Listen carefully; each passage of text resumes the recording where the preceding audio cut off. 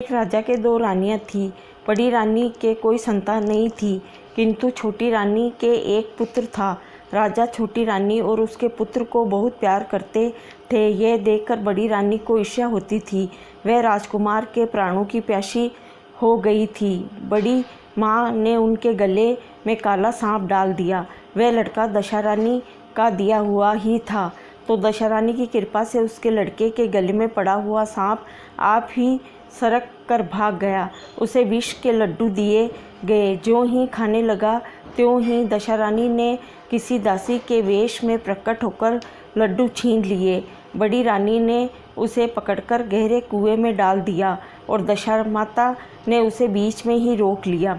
जब दोपहर का समय हुआ और कुंवर कहीं दिखाई न दिया, तब राजा रानी को बड़ी चिंता हुई। जहाँ तहाँ लोग उसकी तलाश करने लगे। राजा रानी पुत्र शोक में रोने लगे।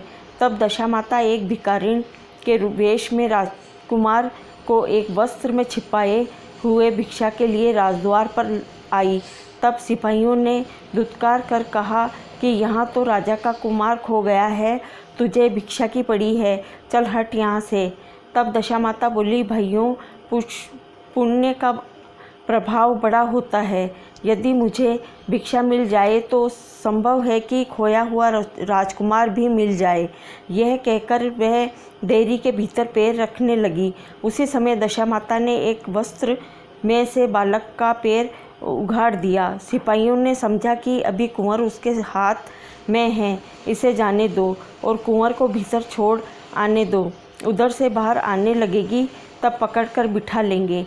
दशामाता कुंवर को लिए हुए भीतर चली गई। उसने राजकुमार को चौक में छोड़ दिया और वहाँ से वापस होकर चल दी, परंतु रानी ने उसे देख लिया था।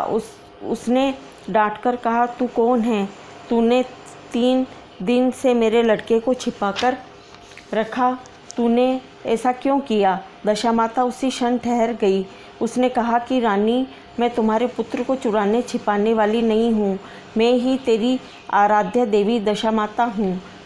तुझे सचेत करने आई हूँ कि तेरी सोच तुझसे ईर्ष्या कर रखती है, वहीं तेरे पुत्र को मारना चाहती है। अपने पुत्र को कभी उसके पास जाने दो और सारा हाल कह सुनाया। माता बोली, मैं तुमको चेतावनी देने आई हूँ। तब रानी भगवती के पैरों पर गिर पड़ी।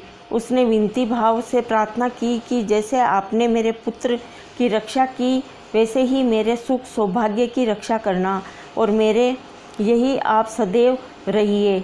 मुझसे जो सेवा पूजा बनेगी सो करूँगी। तब दशामाता ने कहा कि मैं किसी के घर में नहीं रहती।